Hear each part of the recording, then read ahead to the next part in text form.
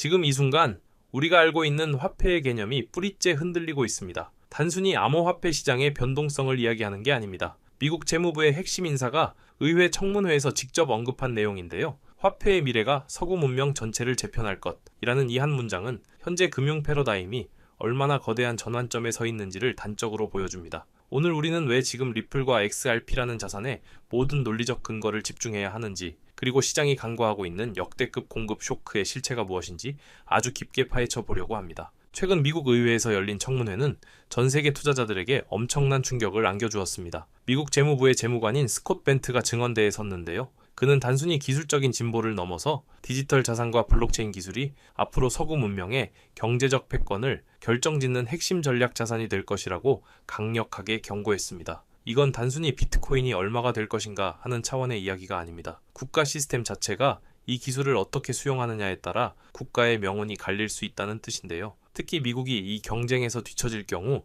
달러 패권이 위협받을 수 있다는 위기감이 재무부 내부에서도 팽배하다는 사실이 드러난 셈입니다. 이제 암호화폐는 취미나 투기를 넘어선 국가 생존의 문제가 된 겁니다. 이런 위기감 속에서 등장한 것이 바로 지니어스 법안입니다. 스테이블 코인에 대한 명확한 규제 가이드라인을 담은 이 법안은 미국을 디지털 자산의 국가적 챔피언으로 만들겠다는 야심찬 계획을 담고 있는데요. 단순히 규제만 하겠다는 게 아니라 정부가 직접 스테이블 코인을 자금 조달의 핵심 도구로 활용하겠다는 의도가 명확히 보입니다. 즉, 제도권 안으로 이 시장을 완전히 끌어들여서 미국 중심의 새로운 금융 질서를 세우겠다는 건데요. 이 법안이 통과되고 실행되는 과정에서 가장 큰 수혜를 입을 기업이 어디일지 생각해 보신 적 있으신가요? 바로 제도권 금융과 가장 밀착되어 있는 리플입니다.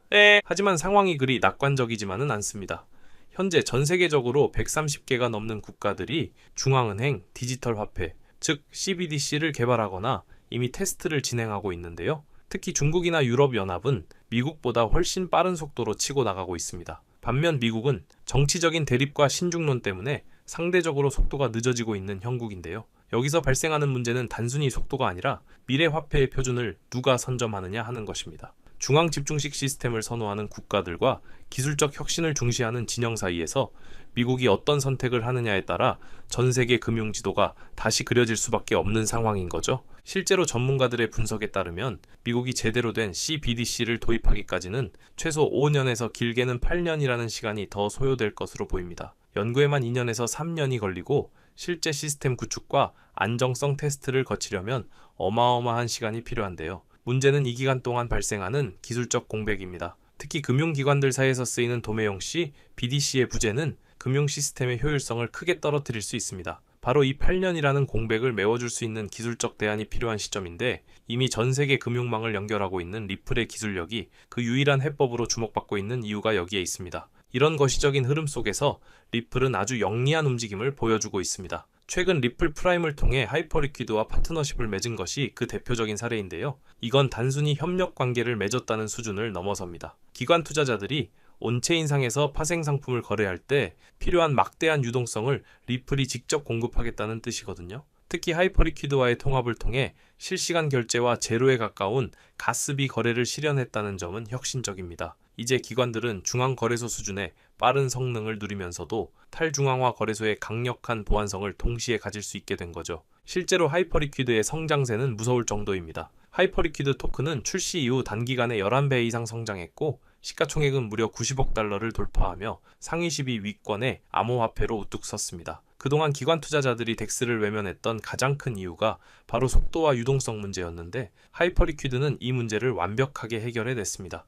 이런 강력한 플랫폼이 리플의 생태계와 결합했다는 건 앞으로 XRP가 단순한 송금 수단을 넘어 거대한 금융 유동성의 핵심 축으로 작동하게 될 것임을 시사합니다. 리플의 모니카 롱 사장은 최근 리플 달러, 즉 RL 달러와 XRP의 통합 전략에 대해 아주 구체적인 비전을 제시했습니다. 단순히 새로운 스테이블 코인을 발행하는 게 목표가 아닙니다. 이미 수많은 기관 고객들이 RL 달러 잔액을 보유하기 시작했고 이를 바탕으로 다양한 파생 상품 거래를 준비하고 있다는 건데요. RLUSD가 법정 화폐와 암호화폐 사이에 안전한 가교 역할을 해준다면 XRP는 그 사이에서 발생하는 모든 가치 이전을 처리하는 핵심 엔진이 될 겁니다. 전통 금융인 트레이드파이와 혁신 금융인 디파이를 잇는 가장 강력한 브릿지가 이제 완성 단계에 접어든 셈이죠. 그런데 여러분, 진짜 주목해야 할 데이터는 따로 있습니다. 지금 시장 이면에서는 역대급 공급 쇼크가 진행 중인데요. 중앙거래소들이 보유하고 있는 XRP의 잔액이 17억 개 수준으로 떨어졌습니다. 2025 연초만 해도 40억 개에 달했던 물량이 불과 얼마 만에 반토막 이하로 줄어든 겁니다. 이건 7년 만에 찾아온 최저치인데요. 물량은 계속해서 줄어드는데 기관들의 수요는 폭발하고 있다면 가격은 어떻게 될까요? 데이터가 보여주는 결론은 명확합니다. 기관 투자자들이 거래소에서 물량을 사들여 개인 지갑으로 옮기고 장기 보유 모드에 들어갔다는 건 조만간 엄청난 가격 변동성이 올 수 있다는 강력한 신호입니다. 이런 움직임은 거대 금융자본의 지표에서도 그대로 나타납니다. 세계적인 자산 운용사인 피델리티를 비롯한 대형 기관들은 이미 초기부터 리플의 가치를 알아보고 지지해 왔는데요. 리플이라는 기업의 가치 평가액만 봐도 놀랍습니다. 2024년까지만 해도 113억 달러 수준이었던 기업 가치가 최근에는 무려 400억 달러까지 수직 상승했습니다. 여기에 현물 XRP, ETF 출시가 가시화되면서 대규모 자금이 유입될 통로까지 열리고 있는데요.